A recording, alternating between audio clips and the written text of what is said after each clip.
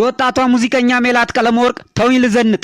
ሜላት ቀለመወርቅ በአመልሰት ሙጨ ፕሮግራም ቀርባ ተውኝ እንደፈለኩ ልልበስ ስትል ተደምጣለች። ተውኝ ስትል የህዝብን እሴትና ወግ አክብራ ወይስ እንዲሁ በዘፈቀደ ልቅ በሆነ መንገድ የሚለውን አቀርብላችኋለሁ።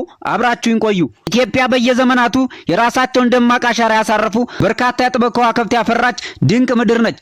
ጥበብ የአንድን ሀገር ባህል ማንነትና ስሜት ከትውልድ ወደ ትውልድ ለማስተላለፍ ሕያው ድልድይ ስትሆን በየዘመኑ የሚፈጠሩ አዳዲስ የጥበብ ድምጾች ደግሞ ለዚህ ድልድይ አዲስ ህይወት ቀለምና ውበት ይጨምሩለታል። ማህበራዊ ሚዲያ ዘመን የከፈተው ሰፊ የጥበብ መድረክ ወጣት ከዋክብቶች ችሎታቸውን ያለ ድንበር ለዓለም እንዲያሳዩ ከህዝብ ጋር በቀጥታ እንዲገናኙና የራሳቸውን የጥበብ ማንነት እንዲገነቡ ትልቅ እድል ፈጥሯል። እነዚህ ብሩህ ወጣት የጥበብ ከዋክብት መካከል ከምስራቋ የፍቅርና የውበት ከተማ ድሬዳዋ ተነስታ በራሷ መንገድ በኩራት እየተራመደች ያለችው ድምጻዊት ሜላት አንዷ ናት። የሜላት የጥበብ ጉዞ መነሻውን ያደረገው በደስታ በፍቅርና በነጻነት በምትታወቀው የታሪክና የውበት ከተማ ድሬዳዋ ነው።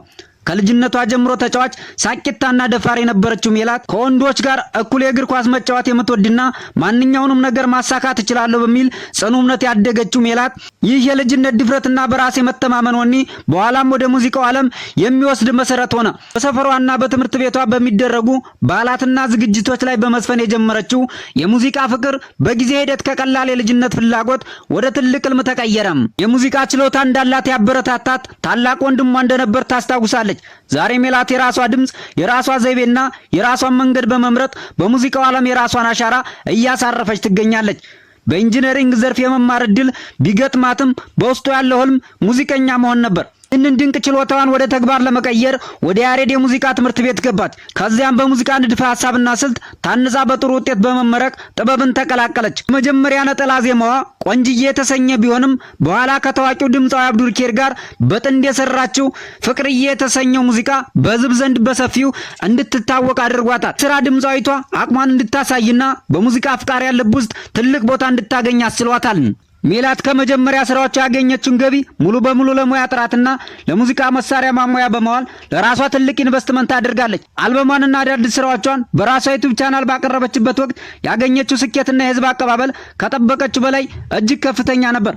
ሜላት ያለባበስ ዘይቤዋን በተመለከተ ከአመልሰት ሙጨ ጋር ባደረገችው ቃለ መጠይቅ ስለ አለባበሷ በሚነሱ ትችቶች ዙሪያ ማብራሪያ ሰጥታለች። ያለባበስ ምርጫዋ የማህበረሰቡን ባህልና ሴት ያገናዘበ ወይስ ነጻነትን ብቻ መሰረት ያደረገ ነው በሚል በተመልካቾች ዘንድ ክርክር ቢነሳበትም ሜላት ግን አለባበሷ በቅድመ ሁኔታ ለራሷ ምቾት የሚሰጥ መሆን እንዳለበትና ለሚነሱ ትችቶች ምንም አይነት ቦታ እንደሌላት አስረድታለች።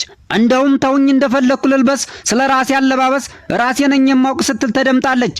በህይወቴ ደስተኛ ነኝ፣ የራሴን ነጻነትና መንገድ ነው የምፈልገው፣ ለራሴ ሁልጊዜም አንደኛ ነኝ ስትል አቋሟን አስታውቃለች። ለትችት ያላትን እይታ የሰራ ሰው ይተቻል፣ ሰው በሞተ ሰው አይቀናም። ሰዎች ሲያደንቁኝ ደስ ይለኛል፣ ሲተቹኝ ግን ምንም አይነት ቦታ የለኝም በማለት አብራርታለች። እንደ ማህበረሰብ ትችትን ከማስቀደም ይልቅ ማበረታታትን ባህል ብናደርግ አብረን እናድጋለን ባይ ናት። ስለ ፍቅረኛዋ ስትጠየቅ አለኝም የለኝም ማለት አልፈልግም፣ አደባባይ የወጣ ፍቅር በረከት የለውም ስትል በግልጽ ምላሽ ሰጥታለች። ስለ ትዳሯ በግልጽ የምታወራው የ50ኛ ዓመት የልደት በዓሏን ስታከብር እንደሆነና እስከዚያው ግን ምንም ማለት እንደማትፈልግ ተናግራለች። ይልቁንም የቆዳ ቀለሙ ምንም ይሁን ምን ደንታ እንደማይሰጣት በመግለጽ በስራ ውጤታማ እንድትሆን የሚደግፋትና የሚያበረታታት ወንድ እንደሚመቻት ግን አልሸሸገችም። ሜላት በአሁኑ ወቅት ከተስፋ ሰጭና ተጽዕኖ ፈጣሪ የሙዚቃ አርቲስቶች መካከል አንዷ ነች። ህይወቷንና የሙዚቃ ጉዞዋን በስኬት መለወጥ የቻለች አርቲስት ነች። በቅርቡ በነበራት ቃለ መጠይቅ እንደገለጸችው ይህ ስኬት የመጨረሻ ግቧ ሳይሆን ለበለጠ እድገት መነሻ ነው። የጠበቁ አዳዲስ የሙዚቃ ስራዎችን በመስራትና ለህዝብ በማቅረብ በሙዚቃው ኢንዱስትሪ ውስጥ የበለጠ ለማደግና ራሷን በየጊዜው ለመለወጥ በቁርጠኝነት እንደምትሰራ ተናግራለች።